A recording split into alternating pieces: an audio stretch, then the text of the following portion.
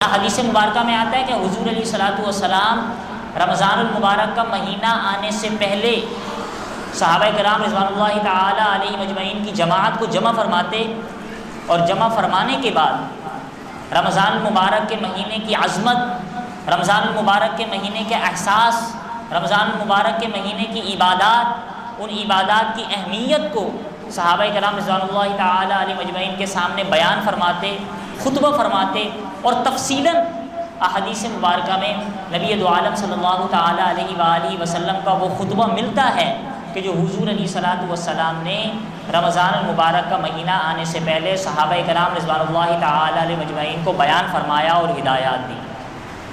وہی خطبہ میں آپ حضرات کے سامنے ذکر کرنے کی کوشش کروں گا۔ احادیث مبارکہ ہے، طویل خطبہ ہے، اس کے چند مندرجہ جات، اس کے چند حصے آپ حضرات کے سامنے حدیث مبارکہ میں آتا ہے، قال النبی صلی اللہ تعالی علیہ وآلہ وسلم، نبی دو عالم صلی اللہ تعالی علیہ وآلہ وسلم نے ارشاد فرمایا، رمضان کا مہینہ قریب آتا، اس کے آنے سے پہلے ہی صحابہ کرام رضوان اللہ تعالی مجمعین کو جمع فرماتے اور خطبہ ارشاد فرماتے، اور یوں فرمایا کرتے، یا ایھا الناس، اے لوگو، قد اظلکم شہر عظیم مبارک، قد اظلکم، تحقیق، اظلکم، تم پر سایہ فگن ہونے والا ہے، تم پر آنے والا ہے، شہر، ایک ایسا مہینہ، عظیم، جو بڑا مہینہ ہے، مبارکن، اور برکت والا مہینہ ہے۔ قد اظلکم شہر عظیم مبارک، تم پر ایک عظیم، ایک بڑا اور برکت والا مہینہ سایہ فگن ہونے والا ہے۔ آپ علیہ الصلوۃ والسلام نے جو لفظ ارشاد فرمایا، اظلکم، سایہ فگن ہونے والا ہے۔ سایہ کا مطلب کیا ہوتا ہے کہ جب دھوپ ہے، تپش ہے، اس تپش کی گرمی ہے، دھوپ کی گرمی ہے، درجہ حرارت ہے، انسان محسوس کرتا ہے کہ تھوڑا سا آرام حاصل کرے، تھوڑا سا سکون حاصل کرے۔ اس آرام اور سکون کے لیے انسان کسی سائے کی تلاش میں جو ہے آگے پیچھے گھومتا ہے اور سائے میں جا کر بیٹھتا ہے۔ گویا حضور علیہ الصلوۃ والسلام ہمیں یہ سمجھا رہے ہیں کہ جو 11 مہینے ہم دنیا کی دھوپ دوڑ میں لگے رہے، جو 11 مہینے ہم دنیا کی رنگ ریلیوں میں لگے رہے، جو 11 مہینے ہم دنیا میں رغبت دکھاتے رہے، فرمایا اب 1 مہینے کے لیے سکون حاصل کرنے کے لیے، اللہ کا قرب حاصل کرنے کے لیے، آج کل کی زبان میں بولوں تو اپنی بیٹری کو چارج کرنے کے لیے 1 مہینے کے میں ذرا اللہ تعالیٰ کے ساتھ اپنے تعلق کو زیادہ جوڑنا ہے، وہ سایہ فگن ہونے والا مہینہ، وہ آرام اور سکون کے ساتھ عبادت کرنے والا مہینہ رمضان وہ آنے والا ہے۔ یہ حضور علیہ الصلوۃ والسلام گویا یہ فرمانا چاہ رہے ہیں، قد اظلکم شہر عظیم مبارک۔ اور پھر برکت، کیسی برکت؟ عظیم، بڑا تو کیسا بڑا؟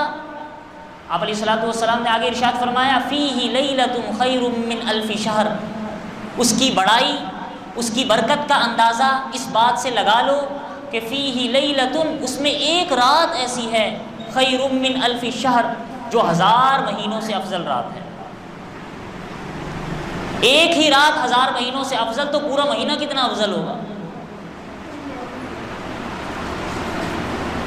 ایک ہی رات جب مہینوں سے افضل ہے تو باقی راتیں بھی کوئی معمولی نہیں ہیں، باقی دن بھی کوئی معمولی نہیں ہے، باقی عبادات بھی کوئی معمولی نہیں ہے۔ مثال دی کہ ایک رات 1000 مہینوں سے افضل رات ہے، اندازہ لگائیں تو علماء فرماتے ہیں کہ 1000 مہینے 84 سال تقریباً بن جاتے ہیں۔ بڑی مشکلوں سے عمریں وہاں تک پہنچتی ہیں، تو جس کو وہ رات مل جائے، اس رات میں عبادت کا موقع مل جائے، اور رمضان کا مہینہ مل جائے، اور رمضان کے مہینے کی وہ رات ہو اور عبادت بھی ہو اور عبادت مقبول بھی ہو جائے، اس کے تو وارے نیارے، اس کی تو مغفرت، اس کی تو بخشش۔ تو نبی دو عالم صلی اللہ علیہ وسلم کا خطبہ جو ہے، اس میں آپ علیہ الصلوۃ والسلام جو اہمیت اور احساس دلا رہے ہیں، فرما رہے ہیں کہ فیہ لیلۃ خیر من الف شہر، کہ اس مہینے میں ایک رات ایسی ہے جو 1000 مہینے سے افضل رات ہے۔ اتنا برکت والا مہینہ ہے، اتنا افضل مہینہ ہے، تو کوئی خاص عمل بھی ہے تو آپ علیہ الصلوۃ والسلام نے خطبے کا جو اگلا جملہ تھا، برکت والا مہینہ ہے، اتنا افضل مہینہ ہے، تو کوئی خاص عمل بھی ہے؟ تو آپ علیہ الصلوۃ والسلام نے خطبے کا جو اگلا جملہ تھا وہ ارشاد فرمایا کہ ہاں، جعل اللہ صیامہ فریضۃ وقیام لیلہ تطوعا، کہ اللہ تعالیٰ نے اس مہینے کے روزوں کو فرض کر دیا اور اس مہینے کی راتوں میں قیام کرنے کو، تراویح کی ادائیگی کو زائد قرار دے دیا، نفل قرار دے دیا، مسنون قرار دے دیا۔ جعل اللہ صیامہ فریضۃ، اللہ رب العزت نے دن کے روزے کو فرض قرار دے دیا۔ مہینہ ہے تو اس مہینے کے کچھ اللہ تعالیٰ کی طرف سے مطالبات بھی ہیں۔ جب مہینہ اتنا بڑا ہے تو خاص عبادت بھی ہے۔ وہ خاص عبادت کیا ہے؟ وہ روزہ۔ وہ خاص عبادت کیا ہے؟ وہ تراویح۔ وہ خاص عبادت کیا ہے؟ وہ اعتکاف۔ انشاءاللہ ہر ایک پر تفصیلاً آگے گفتگو ہو گئی، زندگی رہی تو۔ لیکن اس خطبے میں جو آپ علیہ الصلوۃ والسلام ارشاد فرما رہے ہیں، اللہ نے فرض قرار دے دیا ہے، گویا اللہ کے لیے انسان اپنی اس جستجو، اس تمنا، اس عشق، اس محبت کو دکھائے کہ یا اللہ میں آپ کے کہنے پر ناجائز چیزیں تو چھوڑنی ہی چھوڑنی ہیں، حرام تو چھوڑنی ہی چھوڑنی ہے، یا اللہ میں نے اس مہینے میں جائز چیزیں بھی آپ کے کہنے پر چھوڑ دی۔ کھانا پینا جائز تھا، چھوڑ دیا۔ وقیام لیلہ تطوعا، جو 11 مہینے ہم نائٹ ڈیوٹیاں بھی کرتے رہے دنیا کے لیے، اب اللہ تعالیٰ فرما رہے ہیں کہ یہ اس ایک مہینے میں تھوڑی اللہ کے لیے نائٹ ڈیوٹی کر لو۔ پوری رات نہیں ہے، وہ تراویح کی ادائیگی ہے جس میں 1 گھنٹہ لگتا ہے۔ یہ نائٹ ڈیوٹی اللہ تعالیٰ ہم سے مطالبہ کر رہے ہیں۔ وقیام لیلہ تطوعا، یہ آپ علیہ الصلوۃ والسلام کا خطبہ ہے کہ جعل اللہ صیامہ فریضۃ، کہ اللہ نے اس مہینے میں دن کے روزے کو فرض قرار دیا، رات کی تراویح کو اللہ تعالیٰ نے جو ہے مقرر قرار دے دیا ہے، مسنون قرار دے دیا۔ اس کے بعد آپ علیہ الصلوۃ والسلام نے اپنے خطبے میں جو جملہ ارشاد فرمایا وہ بھی بڑا ہی ہم مسلمانوں کے لیے قابل رحم، ہم مسلمانوں کے لیے بڑا قابل حوصلہ افزا جملہ ہے کہ صرف روزہ اور تراویح پر ہی ثواب ملے گا یا باقی بھی کوئی عمل ہے؟ تو اللہ کی رحمت دیکھیں، آپ علیہ الصلوۃ والسلام نے ارشاد فرما رہے ہیں کہ من تقرب فیہ بخصلۃ من الخیر کان کمن ادی فریضۃ فیما سواہ، کہ اگر اس مہینے میں کسی نے کوئی بھلائی کا، کوئی نیکی کا کام کیا تو وہ ایک بھلائی کا، ایک نیکی کا کام کرنا ایسا ہے جیسا کہ اس نے فرض کی ادائیگی کی ہے۔ دوسرے الفاظ میں آپ یوں کہہ لیں، کسی نے کوئی نفل پڑھا تو اس کو فرض کا ثواب ملے گا۔ بات تراویح اور روزے پر ختم نہیں ہوئی، کوئی بھی نفل کام کر لیا۔ عام طور پر ہم فرائض پڑھتے ہیں، 7 سنن ہیں، نوافل ہیں، سنتوں کا ثواب سنتوں والا، نفل کا ثواب نفل والا۔ لیکن مہینہ جو آنے والا ہے اس مہینے میں نفل کا ثواب بھی فرض والا۔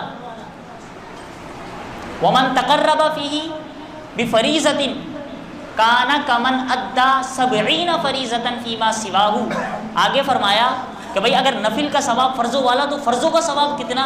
تو حضور علیہ الصلوۃ والسلام نے ارشاد فرمایا کہ فرضوں کا ثواب اس مہینے میں ایسا ہے جیسا کہ عام دنوں میں 70 فرائض ادا کرنے کا ثواب ملتا ہے۔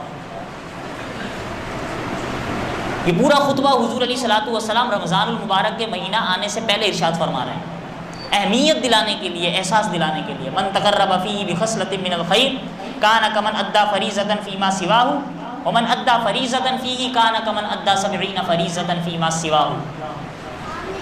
ہو سکتا ہے آگے آپ علیہ الصلوۃ والسلام 70 فریضۃ فیما سواہ، ہو سکتا ہے آگے آپ علیہ الصلوۃ والسلام نے اخلاقی اور معاشرتی کیفیت کو بھی بیان فرمایا کہ ہو سکتا ہے اگر کوئی مسلمان ان عبادات میں لگا ہوا ہو، کوئی اخلاقی کمی نہ ہو جائے اس کے اندر، تو آپ علیہ الصلوۃ والسلام نے ارشاد فرمایا وَهُوَ الشَّهْرُ الصَّبْرُ، یہ مہینہ جو آنے والا ہے یہ مہینہ صبر کا مہینہ ہے، استقامت کا مہینہ ہے۔ گرمی بھی ہوتی ہے، آ رہی ہے اور ہوگی، اور رمضان کا تو مہینہ، رمضان کا تو مطلب ہی یہی ہے کہ جھلسا دینے والا، کیونکہ سب سے پہلے جب رمضان مقرر کیا گیا تھا اور روزے مقرر کیے گئے تھے تو روایات میں آتا ہے سخت گرمی کے دن تھے، اور مکہ کی اور مدینہ کی گرمی تو ویسے بھی مشہور ہے، اور اس گرمی میں رمضان کا مہینہ دینا ہی اللہ تعالیٰ کی طرف سے ایک قسم کی ایک آزمائش ہے کو دیکھا کرتے ہیں، اس کی نیت کو دیکھا کرتے ہیں. جتنی جد و جہد، جتنی محنت، جتنی تکلیف زیادہ حاصل کر کے عبادت کی جائے، اتنا ہی اللہ کے نزدیک اس عبادت کی قدر اور احساس ہے، اتنا ہی اس کے ثواب میں اضافہ ہے. گرمیوں کا روزہ اور سردیوں میں صبح فجر کا جو وضو ہے، اس کی اہمیت احادیث مبارکہ میں بہت زیادہ بیان کی گئی ہے.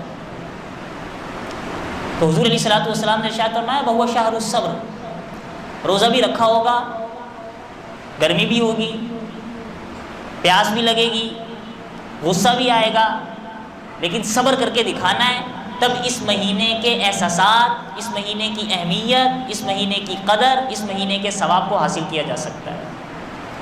اگر صبر کر لیا تو آپ علیہ الصلوۃ والسلام نے ارشاد فرمایا کہ وَالصَّبْرُ ثَوَابُهُ الْجَنَّةُ، صبر کا ثواب، صبر کی جزا، صبر کا بدلہ جنت کی صورت. آگے آپ علیہ الصلوۃ والسلام نے ارشاد فرمایا کہ وَهُوَ شَهْرُ الْمَوَاسَاتِ، یہ مواسات کا مہینہ ہے، یہ غم خواری کا مہینہ ہے، یہ دکھ دردوں کو بانٹنے کا مہینہ ہے، یہ غریبوں کی مدد کرنے کا مہینہ ہے، یہ انفاق فی سبیل اللہ کا مہینہ ہے، یہ صدقہ و خیرات کرنے کا مہینہ ہے. وَهُوَ شَهْرُ الْمُوَاسَاتِ وَيُزَادُ فِيهِ رِزْقُ الْمُؤْمِنِ، اور ایسا مہینہ ہے جس میں اللہ تعالیٰ مومن کے رزق کو بڑھا دیتے ہیں، مومن کے رزق کو بڑھا دیتے ہیں. میرے بھائیوں دوستوں بزرگوں، یہ رزق کو بڑھا دینے کا مطلب یہ نہیں ہے کہ ہماری جیب میں لاکھوں نوٹ آ جائیں، ہمارے گھر میں ہمارے بینک بیلنس بڑھ جائے. رزق کے بڑھنے کا مطلب یہ نہیں ہے. رزق کے بڑھنے کا مطلب یہ ہوا کرتا ہے کہ برکت آ جائے. وہ رمضان ہی کا مہینہ تو ہوا کرتا ہے کہ جس میں افطاری اور سحری میں قسم قسم کی چیزیں اور قسم قسم کے پھل فروٹ کھانے کے مواقع اللہ تعالیٰ نصیب فرماتے ہیں. پہلے فرمایا وَهُوَ شَهْرُ الْمُوَاسَاتِ، مواسات غم خواری کا مہینہ ہے. اگر کسی کے پاس نہیں ہے تو جب ایک مخیر تعاون کرتے ہیں، صدقہ و خیرات نکالا جاتا ہے، مواسات اور غم خواری دکھائی جاتی ہے، تو جن کے پاس نہیں ہوتا ان کو بھی اللہ تعالیٰ وہ رزق عطا فرما دیتے ہیں. اسی لیے حضور علیہ الصلوۃ والسلام نے رمضان مبارک کے مہینے سے پہلے ارشاد فرمایا کہ وہ شہر المواسات، کہ یہ غم خواری کا مہینہ ہے، اور وہ شہر یزاد فیہ رزق المؤمن، اور اللہ تعالیٰ مومن کے رزق کو بڑھا دیتے ہیں. وہ مومن بندہ جو عام دنوں میں اتنے کھانے کے آئٹم اس کے پاس نہیں تھے مثال کے طور پر، لیکن رمضان کی برکت سے، افطاری کی برکت سے، سحری کی برکت سے اللہ تعالیٰ اسے یہ سارے مواقع نصیب فرماتے ہیں. یہ ہے رزق کا بڑھنا، رزق کا بڑھنا. آگے حضور علیہ الصلوۃ والسلام نے افطاری کے فضائل بھی بیان فرمائے، افطار کرانے کے فضائل بھی بیان فرمائے. آگے جا کر حضور علیہ الصلوۃ والسلام نے ارشاد فرمایا کہ وَهُوَ شَهْرٌ أَوَّلُهُ رَحْمَةٌ وَأَوْسَطُهُ مَغْفِرَةٌ وَآخِرُهُ عِتْقٌ مِّنَ النَّارِ، کہ ایسا مہینہ آنے والا ہے کہ وَهُوَ شَهْرٌ أَوَّلُهُ رَحْمَةٌ، کہ جس کا پہلا حصہ، جس کا پہلا مرحلہ، جس کا پہلا عشرہ رحمت ہی رحمت والا عشرہ ہے. اللہ تعالیٰ کی طرف سے رحمتیں برس ہی رہی ہیں، لیکن اس پہلے عشرے میں وہ رحمت بڑے عروجوں پر برس رہی ہوا کرتی ہے. وَأَوْسَطُهُ مَغْفِرَةٌ، اور فرمایا کہ درمیانی عشرہ، درمیان کے 10 دن، درمیانی مرحلہ مغفرت والا مہینہ ہے، مغفرت والا عشرہ ہے، بخشش والا عشرہ ہے. وَآخِرُهُ عِتْقٌ مِّنَ النَّارِ، اور آخری عشرہ جہنم سے خلاصی کا عشرہ ہے، جہنم سے نجات کا عشرہ ہے. یہ پورا خطبہ، اس کے میں نے چند الفاظ صرف آپ حضرات کے سامنے ذکر کیے ہیں، یہ آگے بھی مزید ہے اور اس کا پچھلا حصہ بھی مزید کچھ چھوٹ گیا ہے. چند الفاظ میں نے آپ حضرات کے سامنے صرف ذکر کیے ہیں. یہ وہ خطبہ ہوا کرتا تھا جو حضور علیہ الصلوۃ والسلام رمضان المبارک کا مہینہ آنے سے 2-3 دن پہلے صحابہ کرام رضوان اللہ تعالی علیہ مجمعین کو جمع فرما کر رمضان کے احساس، رمضان کی اہمیت ان کے دلوں میں بٹھانے کے لیے دیا کرتے تھے، تاکہ پوری طریقے سے